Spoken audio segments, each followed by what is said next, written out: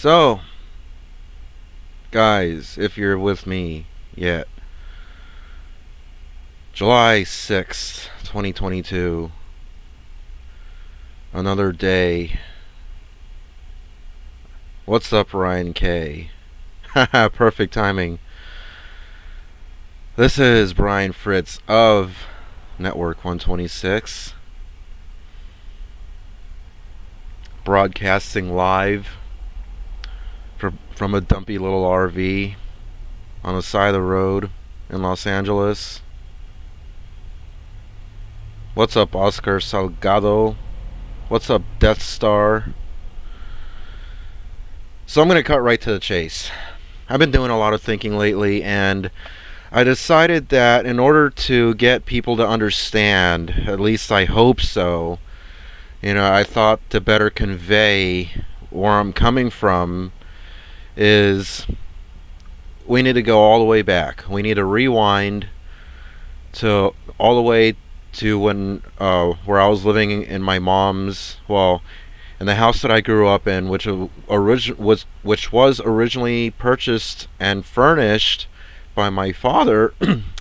by my father. Oh my goodness! This is gonna be an interesting, fun live stream. I can already tell. I mean, I'm just trying. This is depressing shit, but I'm just trying to make what I can of it. So. People keep saying that, Oscar Salgado, you should be like Howard Stern or Joe Rogan. Well, I mean, I'm trying. I'm here, like I said, broadcasting live out of a dumpy little RV on the side of the road. That was kind of inspired by, what's the name of that radio station? Somebody fill me in. The host talks about broadcasting live from a dumpy little building in like Burbank or something. I forget. So I just, thought I'd respin that. So anyway, what's up, guys? So as I was saying, to get people to hopefully understand where I'm coming from and all these storage units and how we got to this point, because I realize it's fucking ridiculous, and I don't like. I mean, first of all, I hate paying for rent. I'd rather have my own property and all this and that, but I mean, like, the fact that I'm paying to rent this dumpy little RV on the side of the road as well as storage units is just fucking killing me. So, how did we get to this point? So in order to understand, we're going to have to rewind, like I said, back to where I was living in my mom's. Well, I keep saying that because I grew up with my mom in that house, and I mentally associate that house with my mom. So I grew up. So, like, if you want to go all the way to the beginning, my dad purchased and furnished that home, brand new, I should add, and I was a baby back then, and I grew up as a baby, from a baby, what I'm trying to say, in that house when it was brand new. So it was kind of set up, decent middle class. It wasn't a huge house, so just a one. It was kind of more like a mobile home kind of thing, but it wasn't a mobile home. It's kind of hard to describe. It was about 15. Well, at least the interior space. It was about 15 feet wide, and then exterior, I measured it. I think it was about 75 feet long. So to give you approximate dimensions there, at least according to how far I could measure back then. So. Anyway, that's where I grew up, and my mom lost that house in 2005, years after the divorce and everything. As I was explaining in that last live stream, May of 2005, May 11th actually of 2005 was the very last day that we set foot on that property, and I can still see that image vividly in my mind, and it just really. That's just something that's going to stick with me for the rest of my life, and it just deeply depresses me, and because that was traumatic for not just me but my mom as well. And so that's kind of where it all started, because See, at the time, we didn't know where we were going. When my mom lost that house on May 11th of 2005, well, I mean, the process started. I don't even know actually what date the actual process commenced and all that, but I'm just saying May 11th is the last day that we set foot and we vacated all our shit and the sheriff was going to come and all that. And I was 17, back when I should have been looking forward to graduating high school, focusing on potential career paths. No, I'm getting traumatized by losing the home that I grew up in, along with my mother, who was also traumatized. I got to share that with her. And it was just. I don't even know how to convey all that into words. I mean, just my childhood alone, I could write a book on, just between being a baby up until 17, before even losing the house, I could write a book on, but I digress. So, my point is, I've been through a lot of shit, and so this was kind of the beginning of the storage saga, if you will. So, as I was saying, when my mom lost that home, or the last day that we set foot on that property on May 11th, 2005, we didn't know where we were going to go. And I remember my mom calling around to different motels, trying to beg and plead and haggle, saying that she didn't have a lot of money and stuff, because she was trying to stretch it as long as she could. And wow, so many comments. Anyway, she was calling around and, I guess kind of like giving a little bit of a sob story or whatnot. I don't know how many, or if she was really giving much details or not, but I know for sure she was saying that she didn't have a lot of money, that she was just alone with her son and this and that. And I think she saved like $5 the first night at one, but they were only willing to do that. It was a dump, by the way. My mom hated it. We ended up going to Motel 6, I think, like the next night or like another night later, something like that. The Motel 6 was much nicer, and it's just so much I've been through, guys. You guys don't even know the half of it. Because it gets even worse from there. The school that I was going to was a non-public school because I got kicked out of public elementary. Like I said, the whole book. But I digress. The school that I was going to, they would provide meals, breakfast and stuff, breakfast and lunch to all the students. And I remember because, I mean, realistically, food, say what you will. I mean, people who are paranoid are like, "Oh my God, it's been sitting out for an hour. It's got salmonella or whatever. It's gonna kill you." No, it's not gonna kill you. It's not. It's not like that. Food can stay out for hours and hours. It does have a limit. It does start to go bad. I mean, you can smell it, and over time, you kind of develop a sense for these kinds of things. But anyway, I could go, like I said, whole book. Here we go again, but I arranged a deal with at least a couple of the people on campus, a couple of the staff, that they would allow me to take all the leftovers, which would oftentimes be a lot, and there would be like those individual milks and individual cereal packets and stuff. Sometimes there would be like eggs and pancakes and sausages and little things like that. But they wouldn't be like real eggs. It would be powder eggs, or like artificial or dehydrated eggs. I don't know, something like that. So I mean, it wouldn't all go bad right away. Sometimes they would do like breakfast burritos and those kinds of things, and I would be taking all these things while and even before the motel, even when we're still like packing everything up and moving out of the house that I grew up in. I was bringing home all this food, and not only I was eating it, my mom was eating it. So I was actually kind of, in a way, helping provide for her. And I was like 16, 17 years old at the time. And so going into living in the motel, I mean, we didn't even have refrigeration either.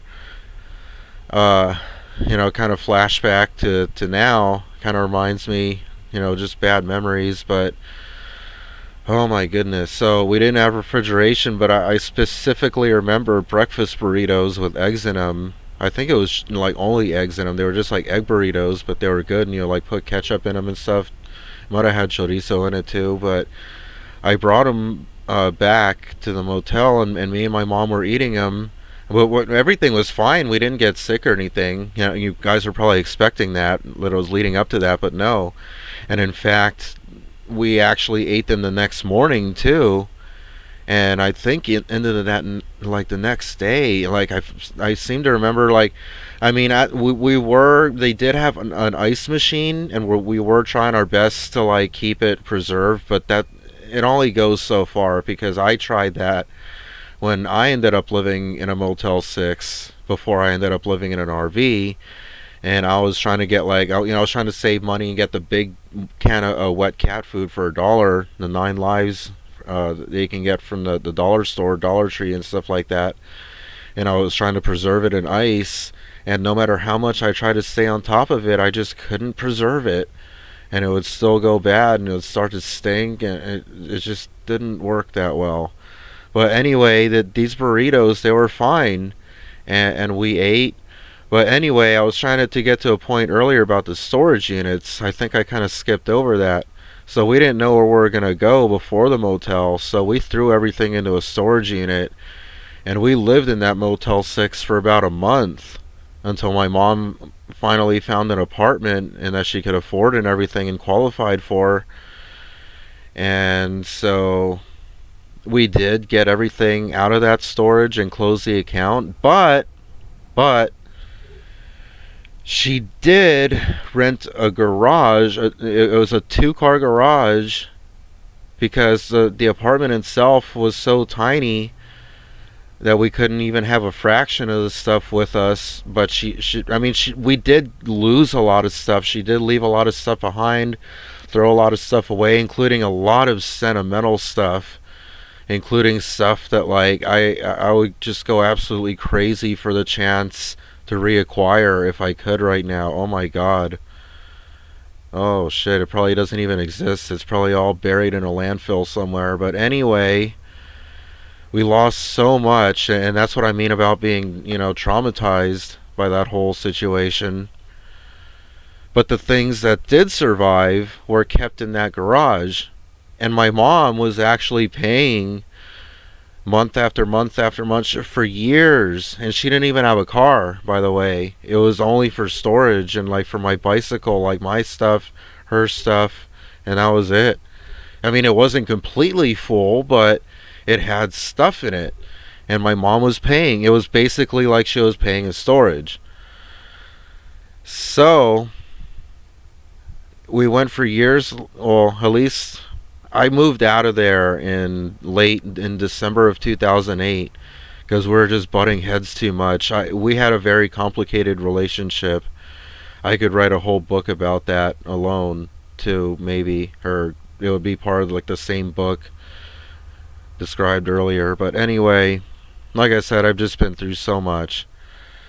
So we weren't getting along. We're fighting and all that kind of stuff. It wasn't fun. I was just very down and depressed and angry. I've just had a really fucked up life in general for a long time. So many people don't even understand the half of it.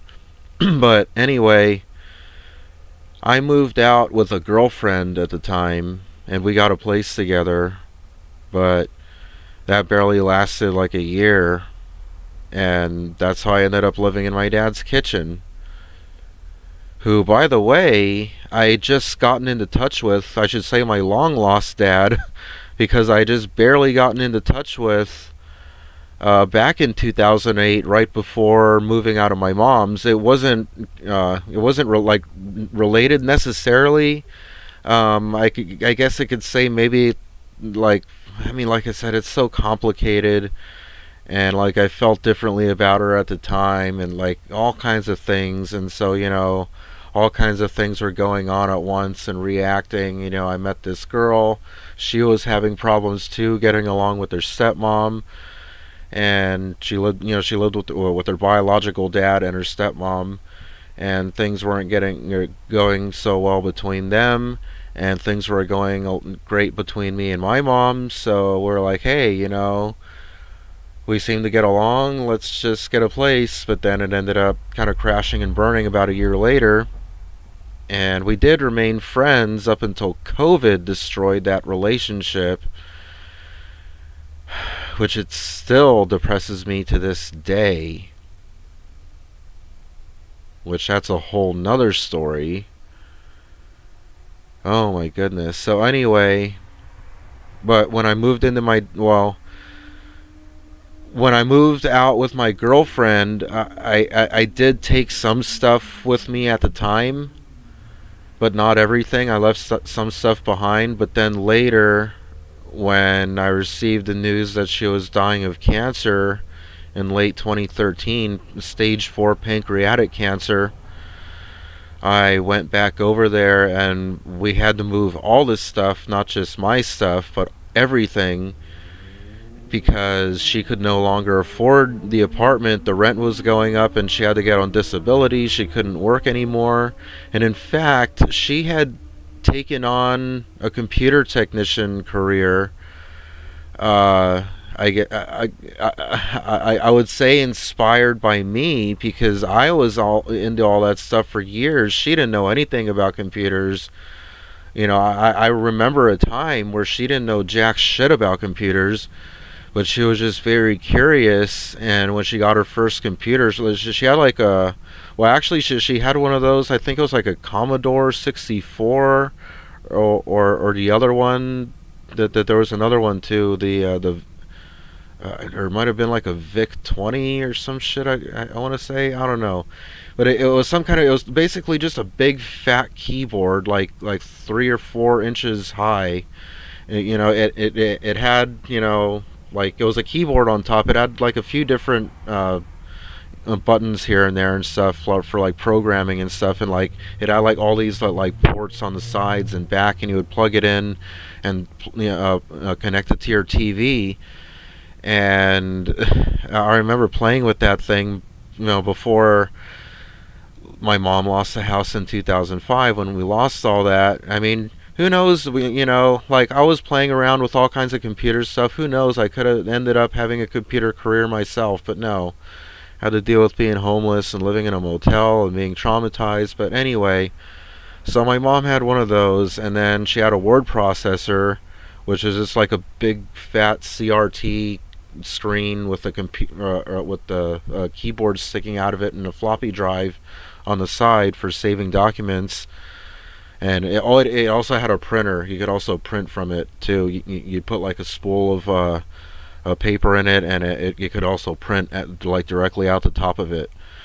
But anyway, so she had one of those, and then her first actual computer, or her first Windows PC, was a compact Presario. I believe it was a 4764. I might be wrong on that. Well, that was the last. She went through actually like 2 or 3 different models. I think at one time she had a Hewlett Packard, but she kept returning them. She didn't like them.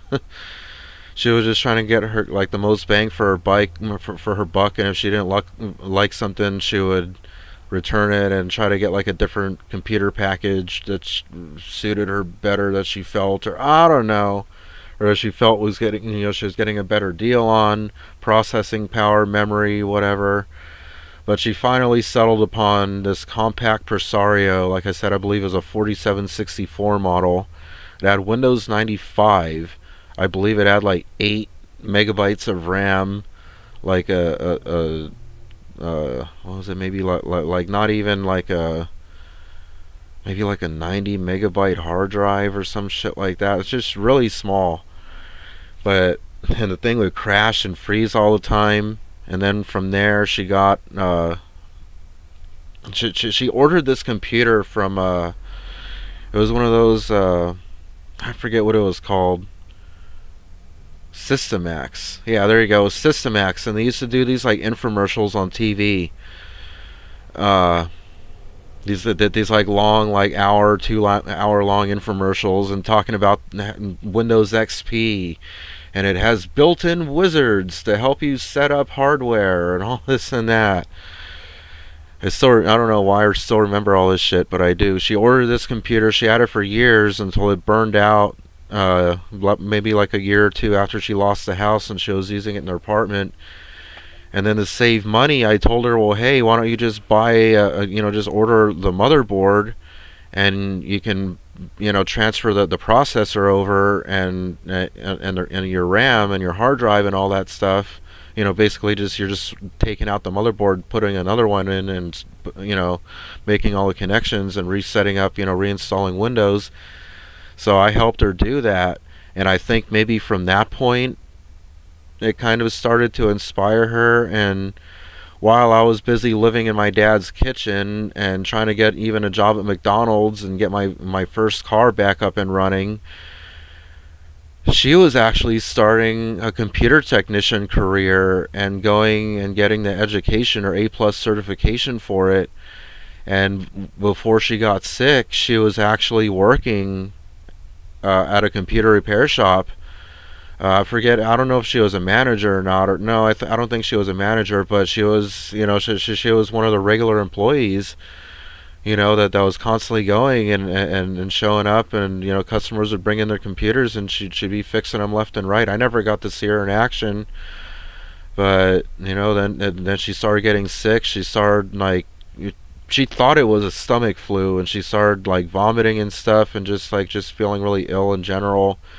But then she started like getting dizzy and passing out, and like she had never lost consciousness like that ever before in her life, so that scared her. She went to the hospital. She didn't even get diagnosed with pancreatic cancer right away. Something happened, like I don't know, like that they thought it was something else, or they just didn't see it, or I don't know, that they didn't test her extensively enough, and then she had to go to another hospital.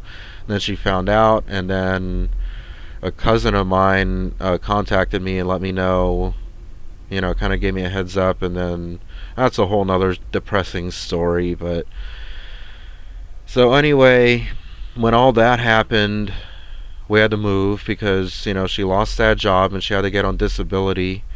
We got a cheaper apartment somewhere else, and we lost a few more things as I remember, and we did keep some stuff. And I forgot to mention, when I moved into my dad's kitchen, I did also bring some stuff before that.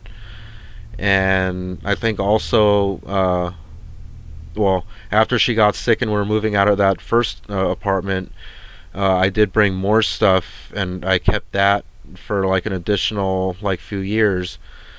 So, like, I'm leading up to a point here. Like, I didn't have any storage units for a while, but I'm kind of getting ahead of myself. So, we move into the second apartment. We keep some of the stuff. I got some of my stuff in my dad's garage, and then she passes away. I managed to hold on to the apartment for like about a year or so, something like that, with my previous warehouse job at a printing company that a previous cousin had helped me get, that he worked at, that also died of stage 4 pancreatic cancer. I'm telling you guys, my life is just such a fucking mess, and such just such a drama, a novella for those Latino viewers, which I know are out there. But anyway, where was I? So she passed away, and I managed to hold on to the apartment. Had this job. Then the job moved like 25, 30 miles away, and I was having problems, keeping up with everything, because the only car that I had was my mom's old station wagon that she had left me, and that started breaking down. I mean, there was mornings I remember specifically. I would get ready for work and everything, get dressed, shower, get in the car, put the key in, and click, click, click, click. And then I'd have to pop the hood. I'd be like wiggling wires and tinkering. I don't even know what it was to this day, but I would just keep like tinkering and moving things until finally I would get in, and all of a sudden it would just start. And it was just so embarrassing because it was already time for me to start working, or like a few minutes till, and I have to be calling my boss. Hey Julio, hey, my car isn't starting. It's not me. I got ready on time and everything. I'm trying to start my car. It's just I got the hood up and everything. I'm trying to check this and that. I checked the battery already. It's not starting. I'll be there when I can. So I'm so so embarrassing. Finally, I get to work. I was already having reliability problems back then, but I didn't have any storage units yet until that job moved away and the car was, like I said. But even before the job moved, it was starting to have those problems. So after the job moved, there were times I remember too. I would be at work, I'd clock out, get in the car, and then I couldn't leave work. And then I'm stuck like 25, 30 miles away. Like, come on. My life has just been such a frustrating, depressing, traumatizing nightmare. So, that all just went wrong. And I was really desperately trying to hold on to that job and everything, and it just didn't work out. And I just got overwhelmed with everything. I ended up losing that apartment, and I lost a few more things, and that's when I got the first storage unit. I had to take everything that I had, move it in. See, now the thing is, I wasn't planning on living in my dad's kitchen again forever. I thought, I've already had my own apartment, with my own job and everything. I should be able to get back up on my feet, maybe like in a few months max. Get another place to myself, get everything back out of storage, and not have to pay for it anymore. But things didn't work that way. And then the property where we're all living, where I was living in my dad's kitchen, the original landlord sold the whole property. He was living next door, the landlord was, and the new landlord that took over wanted to move their parents into our unit where we were living. So basically gave us like a 90-day notice to find a place and basically get the fuck out. So me having an eviction on my record from that previous apartment that I lost, were the one that led me to being back in my dad's kitchen in the first place, I couldn't qualify for anything. Well, here's the thing, because I didn't even have money to even get anything, but we're trying to apply jointly, the three of us, me, my dad, and his spouse. But because of my eviction, I was basically like the weakest link, and I kept fucking it up and getting us rejected. Yay! That just makes me feel great. So they kind of just had to cut me off and apply for places on their own, and they qualified right away, and I was just kind of shit out of luck. So here I was throwing, because I remember I had stuff in the garage at my dad's, and it couldn't fit in the first storage unit from previously, so I had to rent storage unit number 2 and throw all that shit in addition to the stuff that I had inside. And I didn't have even time to be going through any of it, organizing, setting, what I need, what I don't need. I mean, I did throw away some things here and there, but I could have thrown away more. I mean, both times. But like I said, I didn't have the time. I didn't even know where I was going. Here I was yet again, like I was, with my mom in 2005. We didn't even know where we were going. Here I was again in 2018, I believe it was. Didn't even know where we were going. Or 2018, 2019. Didn't even know where I was going again. This time I was on my own. So here I was throwing things into storage unit number 2 in a rushed emergency. And I contacted all these different various family members that I grew up not even hardly knowing, that I didn't even really form any bonds with because of things that I could write a book on, which I will not touch upon here in this video. But like I said, you guys don't even know the half of it. You don't even know the quarter of it. So I was contacting various, friends, family, people, that there were people that wanted to take me in but simply couldn't. And so, but I did finally find an old friend from high school and his dad. My life is just such a living nightmare. So that's where I was living, in the shed. That's how I wound up in there. I got I didn't even have any money to give them right away, but they gave me a chance. They were nice people at first.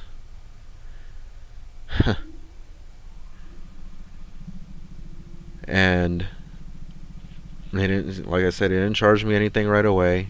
I found that job at Amazon immediately, as fast as I could. And I was doing well. I actually started making the most money I've ever made in my life. I was making $600 a week.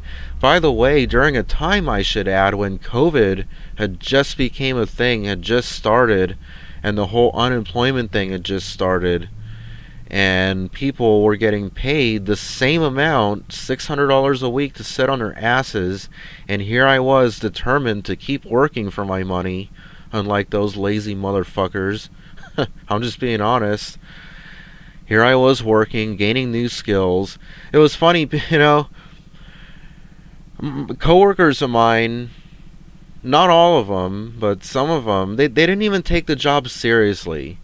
When they would train us, I remember, for different departments, for like the robotic department, whatever, with, the big robot that grabs the crates and stacks them on pallets, and then you grab them with the pallet jack and stuff. You have to put in a key. There's a whole procedure you have to follow. Some of my coworkers, they were like, "Hey, wake up, paying attention." Like, fuck, come on. Are you like, do you care about your job? Like, me, I'm like sitting there like, okay, all right, that makes sense, all right, yeah, all right, okay, got it, all right, okay. And I was looking at the paper, they give us a paper for reference. I'm like, all right, yeah, okay, all right, yeah, okay. They give us a little test afterwards. I aced everything, and people around me that, they were like, hey, I don't even remember their names. Hey, Jonathan, hey, Sarah, can you come back and review some answers with me real quick?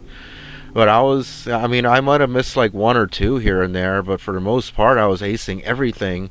But coworkers around me were missing questions left and right. I'm like, come on, just pay attention.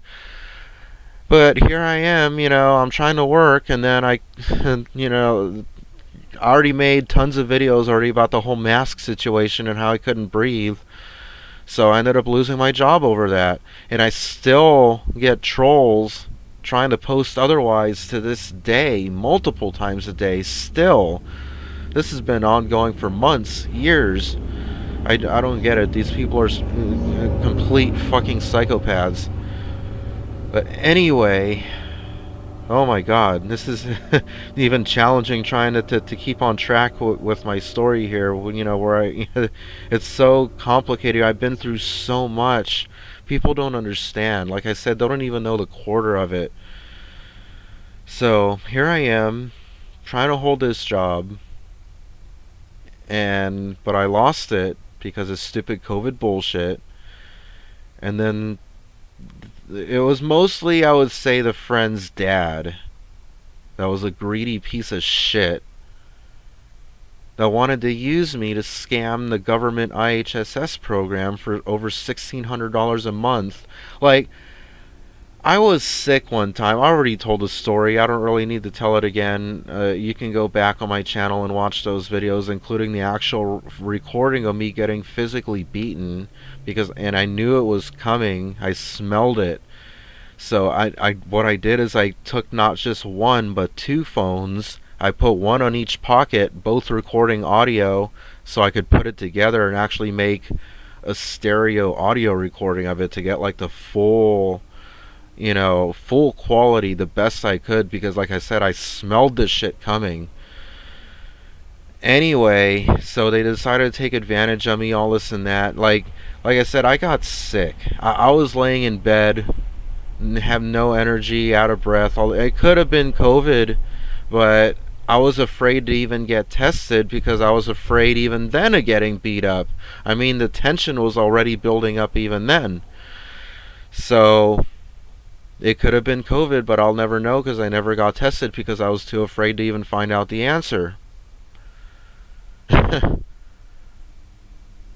I ended up getting beat up and kicked out anyway. But so I'm sick, laying in bed, short of breath, short of energy, couldn't even eat, and the paycheck came in from IHSS, and all of a sudden, hey, yo, hey, Brandini, hey, despérate, Brandini, hey, ya, ya llevo un cheque, ya vamos al banco, hey. And I'm like, I'm sick. Holy fuck. What the fuck? Like, they were on the verge of beating me up then. When I was fucking sick. For God's sakes. So, Buck, shut the fuck up. Because I know. I'm not even going to get into it. He insists otherwise. For those who are not caught up, Buck, that's just the name that he uses. Who knows what his real name is. He's the one who's left me like 400 voicemails. And he did actually call in on the last live call-in show that I did. But anyway, where was I? I don't even remember where I was. Oh yeah, so getting kicked out the hole, getting beat up, recording it, putting it on YouTube, all that. So after that happened, well, see, I ended up renting a U-Haul truck, and that was how storage number 3 got born. Imagine having to move out under those circumstances. I mean, like I said, the amount of shit, the amount of trauma, the amount of stress, everything that I've been through. People don't even understand the half, not even the quarter of it. It's just amazing, and how people, they just love to assume. They just love to fill in the blanks with how they think things happened. And they're like, oh, but Brian, you just blah blah blah blah blah blah blah blah. Why don't you just blah blah blah blah? Like, dude, it wasn't just blah blah blah blah. What the like, how the fuck did you pull that out of your ass? Seriously. So anyway, out of that whole ordeal and storage unit number 3 being born, because it was actually, remember from the beginning when I was telling you about that girlfriend of mine that I moved out with because my mom was driving me crazy and her stepmom was driving her crazy? Well, it was that same ex-girlfriend who had stayed best friends with me up until the time, and we're in daily contact, and I was telling her everything that was happening at the Topete household. And her dad, they were like, man, that's so fucked up, and how could they not even let you have a life, and and how could they take advantage of you, and blah blah blah blah blah. If anything happens, we'll take you with open arms. They took me in. I wish I could have gotten rid of storage unit number 3 at that point, but the place, it was so small and they didn't want me bringing stuff. And I didn't even have time to go through it because, again, I was trying to catch up on bills and trying to keep up with the rental car and fix my car because my car was broken at the time. Oh God, that was a whole nother thing. That's when my car broke and I had started having all those problems with the car. And my dad sunk in over $3,000 in debt that I still owe him to this day. No, I haven't forgotten. But then it broke again, and then those repairs I actually did myself. I bought the parts. I did the labor myself physically. But anyway, that's a whole nother thing. It's so hard to even explain it all, what I've been through. So while I was busy dealing with all that, well, see, I hate having to even, because just being honest, she did have health problems. She does. Man, like losing that friendship of like nearly 13 years at the time, that was just, like I said, that still depresses me to this day. And because like knowing that I'm never gonna get that back, what we had, that relationship, it wasn't even, sexual or anything. We're just best friends. And now that's gone. That's just another thing contributing to my current depression. No, it's not a chemical imbalance in my head. It's not clinical depression. No, I don't need pills and all that shit. I just been through a lot of shit. Fuck. So, you know, having a lot of health problems did contribute to the complexity of the whole situation, but ultimately she ended up being just really paranoid of COVID, and they kicked me out while I was still having car problems. So not only did I have to live in a car, I wasn't living in my car. I was living in a rental car that I was paying over $200 a week for. I even did videos out of that car when I was living in that car with my cat and everything. I wasn't even allowed to have animals in the car technically, and there I had a cat living in the fucking car. So somehow I managed to get my own car back on the road while also paying about $450 a week for a motel because I couldn't function living in a fucking car. But that was fucking killing me. I was paying for the rental car and the motel, trying to work, trying to fix my car so I could get rid of the rental car to stop the bleeding. Fuck. Like I said, people don't even understand the half of it. So, I finally did that. I finally did manage to get my own car back on the road while still living in the motel. I got rid of the rental car, and that's when, because I was also trying to find a place to live all at the same time, all simultaneously. I was just so overwhelmed with everything. And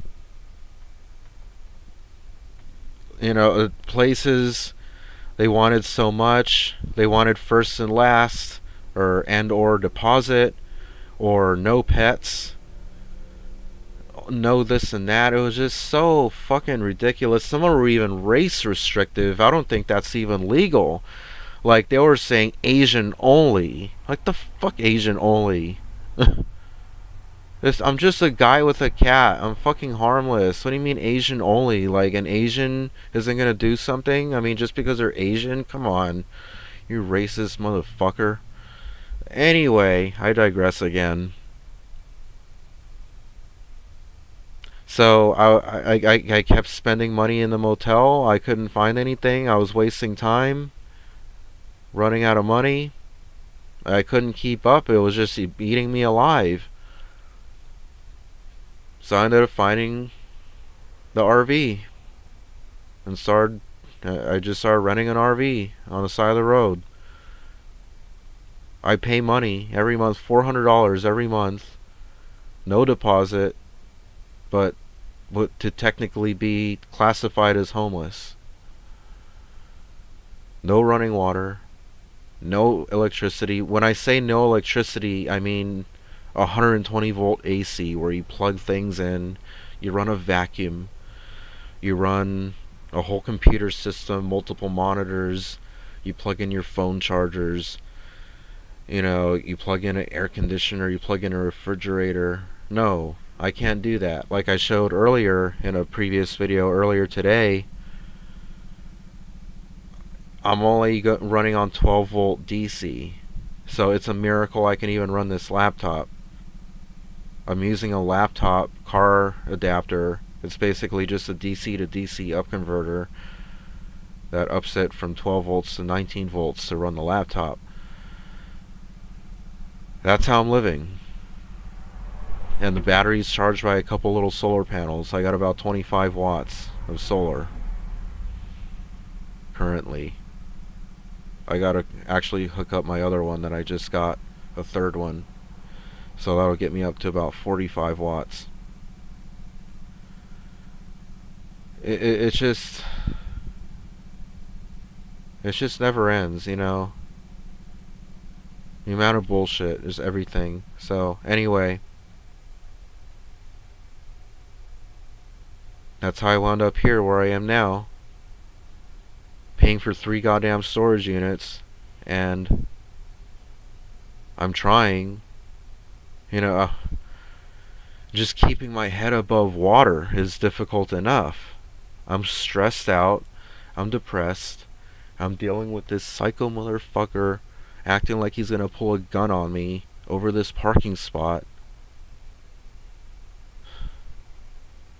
You know, I've had to move 3 times since barely getting my job, and then the third spot I ended up nearly getting into a physical altercation and maybe nearly getting shot over a parking spot that I did not pick. And I did not put the RV here. I just pay rent. Leave me the fuck alone. But anyway, so why so many storage units? That's why so many storage units. I just can't even anymore. Like, my brain is just, yeah. So we're going just past 47 minutes in this live stream. I'm going to get to some comments. I'm going to wrap this up around the hour mark. I'm tired. I might maybe do another one before I get too sleepy. I don't know. We'll see. Before I lose the momentum, but I already know I'm not even going to be able to get to like half of these comments. It's just like the Eiffel Tower's worth of comments, and just like all these long paragraphs. I mean, I'm sure there's good stuff. I've been like glancing at some good stuff here and there. But anyway,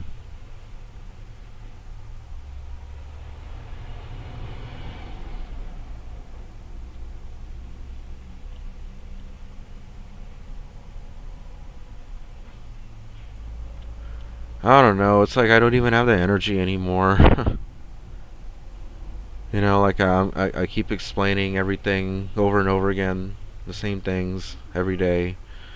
But hopefully with this live stream, it'll put more things into perspective and why I'm paying so goddamn much for so many goddamn storage units. It's because I've been through so many fucking emergencies that just keep compounding one after another, barely even giving me a chance to catch my breath. Can't even keep my head above water. I'm fucking drowning in debt and problems. And yeah. So that's how we got here. You know, I'm depressed as shit. You know, been falling behind. I end up paying extra late fees, lien fees, overdraft fees from the bank. All this shit, it just all adds up and keeps me drowning. It's just so fucking frustrating. This is what I mean. You know, this is where all that frustration and the pent up rage comes from.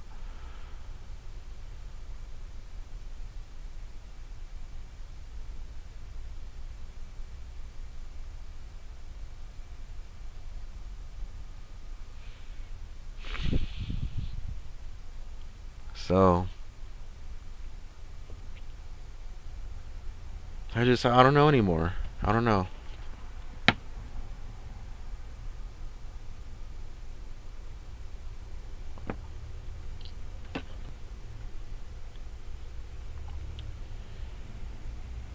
I'm just at wit's end. with everything.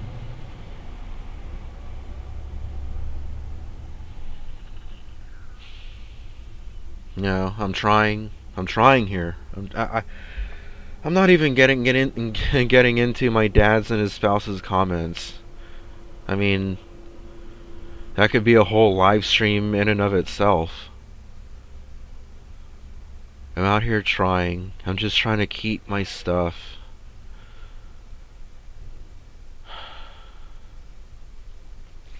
Just makes me want to give up, you know? They're so incredibly disappointed in me. I'm breaking their hearts.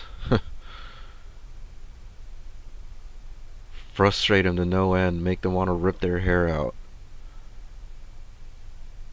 I want to rip the little hair out that I have left. Fuck. Think I don't? I mean, I to kind of, get ahead of myself in response to that main comment. I didn't win. Does this look like winning to you? I didn't win. You didn't win. I didn't win. Nobody won. We're all suffering. We're all frustrated. We're all scared. We all don't know what to do. I didn't win. What the fuck are you talking about? I won. Well, Brian, you win. No, I didn't win. I wish I did, but this doesn't feel like winning. It just really doesn't. I didn't win. Call this winning.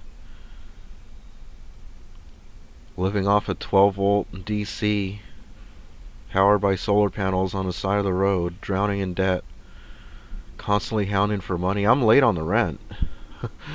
I can't even keep up with the rent on time. To be technically classified as homeless on the side of the road with no real electricity or running water. I get so stressed out, especially after this guy over here nearly acted like he was going to pull a gun on me over a parking spot. I even stopped eating. I was so fucking stressed out. Like my whole entire nervous system was just shot. And someone even asked me recently, like, is it not? Are you not eating because you're just exhausted from work? People just don't get it. No, dude, it goes way deeper than that.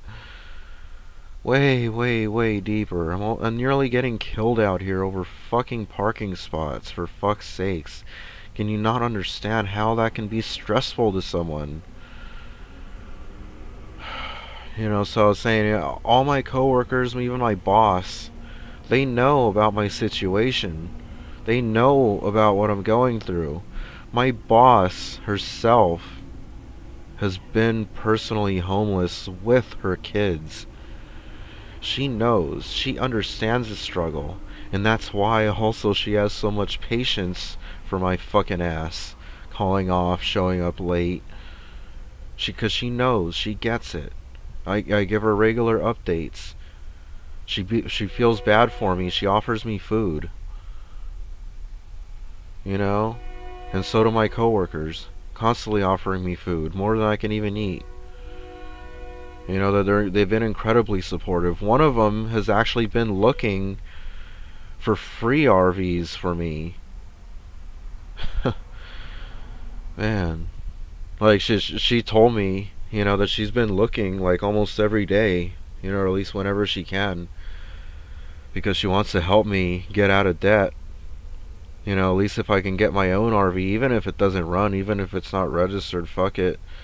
I mean, this one doesn't run, this one isn't registered as far as I know, and it's just sitting here. I mean, I don't have problems as long as I'm not parked behind fucking psychopaths that want to challenge me over parking spots. But if I'm just parked somewhere else, and as long as I'm not getting 72-hour notices to move, I could be okay and be saving $400 a month. So if I could just find something of my own, kind of lowering my standards now, I guess. I don't even care if it runs. I don't even care if it's able to pass smog or get registered or any of that. As long as I can live in it with my cat and I can secure it, lock it up, and be able to go to work, and be able to move it on my own schedule, I could just go run a U-Haul truck, pull it myself, whatever I gotta, gotta do. But no, I mean, as long as I'm stuck in this situation that I am, having to wait on this guy that owns it on his schedule, and I'm just waiting and waiting and waiting, saying, yeah, I'll be there in an hour, and I'm just waiting and waiting and waiting, 1, 2, 5, 8, 10 hours, he never shows up. Next day, next 2 days, next 5 days, next over a week, until he doesn't even show up. And meanwhile, I'm like waiting, can't even go work on my time off, nothing, and I'm just getting stressed out, wondering when I'm gonna get into a fight with this guy. It's just the stress that I live under on a daily fucking basis is just so unbelievable, so incredibly depressing, and it just drives me fucking bananas, just absolutely fucking insane. Fucking goddamn cockroach. Motherfuck, they're like trolls, man. You keep killing them, and they keep coming back.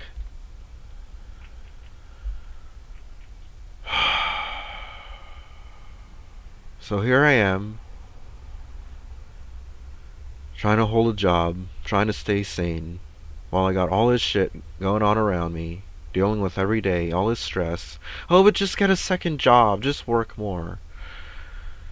They're just completely, people that tell that to me are just completely disconnected, completely alienated from the situation, just completely don't get it at all.